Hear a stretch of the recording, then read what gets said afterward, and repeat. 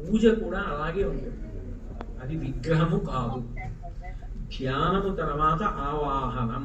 ఆవాహనం అన్న మాటకు అర్థం ఏంటంటే, కదలని మూర్తిలా నాకు కనపడుతున్నా నా భావనల యందు మాత్రం నువ్వు కదలికలతో తీసుకుంటావు పూజ.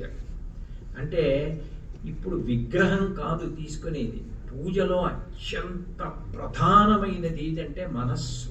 అందుకే ఈశ్వరుడు మీరు పూజలో ఏం చేస్తున్నారన్న దానికన్నా మీ మనసు ఎంత పెట్టారన్న దానికి ప్రాధాన్యత ఇస్తాడు.